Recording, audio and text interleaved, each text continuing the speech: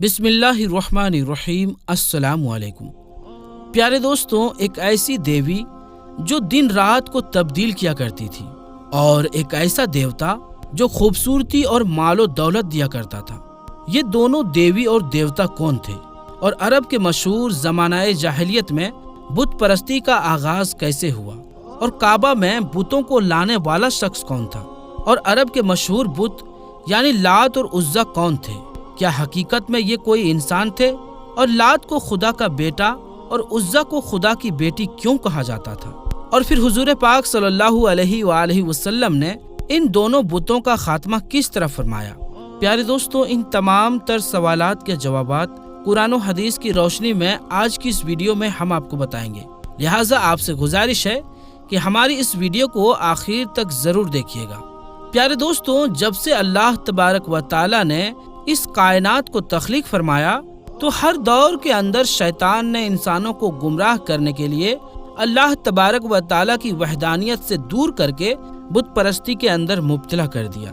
आज की इस वीडियो में हम आपको बताएंगे कि काबा के अंदर बुत परस्ती किस तरह शुरू हुई और किस तरह काबा के मुसलमानों को शैतान ने अल्लाह तबारक व तआला की वहदानियत से दूर किया और बुत परस्ती के अंदर मुब्तला किया। अल्लाह तबारक व तआला कुरान पाक की सूरह नजम में इरशाद फरमाता है, फिर क्या तुमने लात और उज़्ज़ा को भी देखा और तीसरे मनात घड़िया को भी?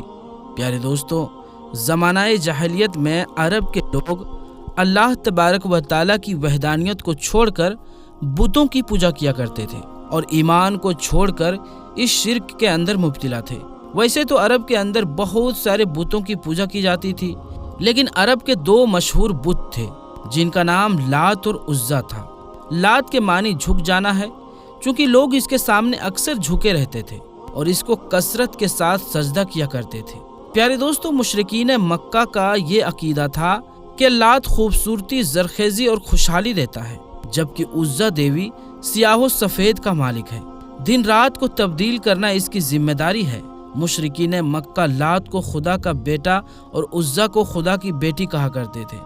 प्यारे दोस्तों, ज़मानाए जाहिलियत के अंदर ये दोनों बुत अरब के अंदर इतने मकबूल थे कि लोग बात बात पर इन बुतों की कसमें खाया करते थे और इन बुतों की हिफाजत करने वाले काहिन लात और उज़्ज़ा के नाम पर लोगों से बहुत सारा मालो दौलत कमाते और रुपए पैसे इकट्ठा करते थे। प्यारे दोस्तों, अब बात करते हैं कि अरब के ये दोनों मशहूर बुत यानी लात और उज़्ज़ा कहाँ से आए और उनकी इबादत कैसे शुरू हुई।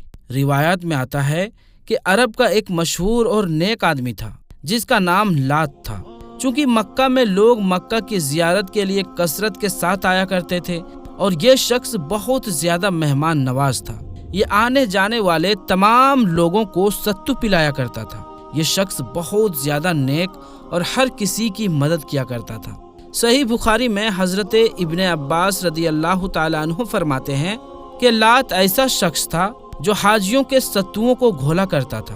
उसी जमाने में उज़्ज़ा नामी एक नेक और शरीफ लड़की थी। ये उज़्ज़ा नामी खातून ताइफ के लोगों को एक वीरान मकान में मिली थी। इसी वजह से उज़्ज़ा के बारे में नाउज़ बिल्लाह ये मशहूर था कि वो खुदा की बेटी है। जब ये उज़्ज़ा नामी खातून जवान हुई तो जो कोई भी उसको बुरी नज़र से देखता वो किसी न किसी बीमारी या मुसीबत के अंदर मुब्तला हो जाता। चुनांचे इस सूरत हाल को देखकर मक्का और ताइफ के सरदारों ने यह फैसला किया कि लात और उज़्ज़ा की शादी करा दी जाए। चुनांचे तमाम सरदारों के मशवरे के बाद लात और उज़्ज़ा की शादी करा दी गई और शादी की पहली रात ऐसा वाक़या पेश आया जिसको देखकर तमाम लोगों के होश उड़ गए। कहा जाता है कि लात और उज़्ज़ा जब शादी की पहली रात अपने हुजरे आरूसी यानी कमरे में दाखिल हुए तो उसके बाद वो दोनों लोगों को कभी ना मिले। वो हमेशा हमेशा के लिए अपने कमरे से गायब हो गए, ना जाने वो कहाँ चले गए। इस तरह इन दोनों के गायब होने के बाद लात के चाहने वाले लोग ये कहते रहे कि लात और उज़्ज़ा हमेशा के लिए अमर हो गए हैं, जबकि उज़्ज़ा देवी को चाहने वाले लोग ये कहते थे क्योंकि उज़्ज़ा को कभी किसी मर्द ने हाथ ना लगाया था, इसीलिए उसकी पाकीज़गी को हमेशा के लिए बचा लिया गया। प्यारे दोस्तों, उस ज़मानाए जाहिलियत में एक शख्स था जिसका नाम सरदार उमर बिन लहिया था।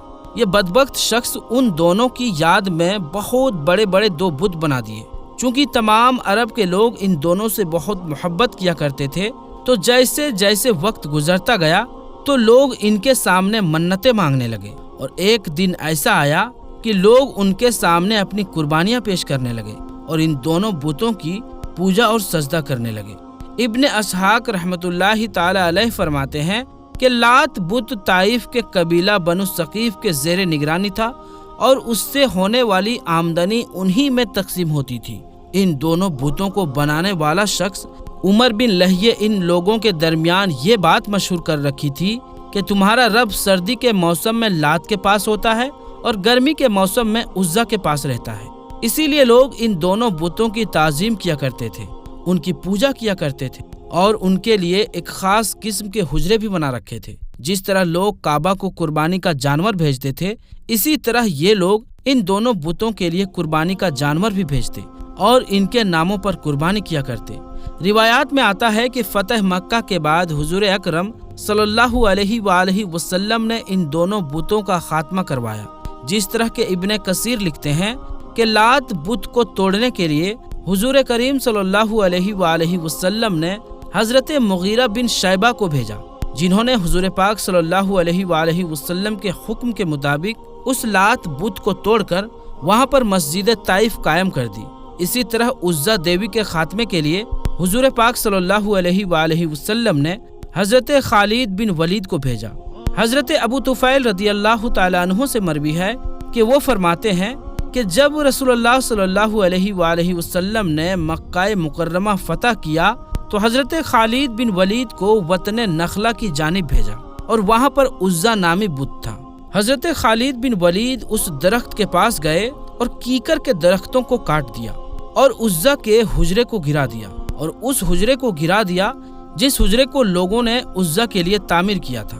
پھر حضرت خالد بن ولید نے حضور پاک صلی اللہ علیہ وآلہ وسلم کی بارگاہ میں حاضر ہو کر اس واقعے کی اطلاع دی تو حضور پاک صلی اللہ علیہ وآلہ وسلم نے ارشاد فرمایا کہ دوبارہ جاؤ، تم نے کچھ کیا ہی نہیں۔ چنانچہ حضور پاک صلی اللہ علیہ وآلہ وسلم کا حکم پاتے ہی حضرت خالد بن ولید دوبارہ اسی طرف روانہ ہوئے اور وہاں پہنچ کر اپنے آپ کو چوکنا رکھا۔ جب مجاوروں نے حضرت خالد بن ولید کو دیکھا تو کہنے لگے کہ عزا عزا، یعنی عزا کو پکارنے لگے۔ چنانچہ اس وقت حضرت خالد بن ولید کے سامنے ایک سیاہ رنگ والی برہنہ عورت ظاہر ہوئی جس کے بال بکھرے ہوئے تھے اور وہ خاک اڑا رہی تھی۔ پھر حضرت خالد بن ولید نے اس پر تلوار کا وار کیا اور دیکھتے ہی دیکھتے اس چڑیل کے 2 ٹکڑے کر دیے۔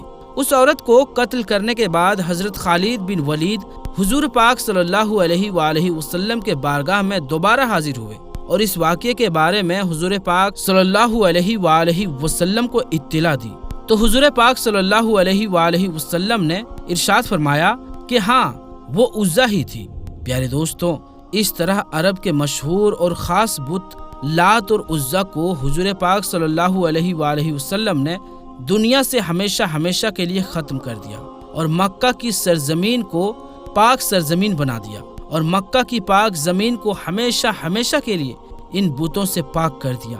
اللہ تبارک و تعالیٰ سے دعا ہے کہ اللہ تبارک و تعالیٰ ہمیں حضور پاک صلی اللہ علیہ وآلہ وسلم کے بتائے ہوئے راستے پر چلنے کی توفیق عطا فرمائے اور ان کی محبت کے اندر جینا مرنا نصیب فرمائے، آمین یا رب العالمین۔ تو دوستو، آج کی اس ویڈیو میں اتنا ہی، انشاءاللہ ملیں گے اگلی ویڈیو میں۔ تب تک کے لیے السلام علیکم، اللہ حافظ۔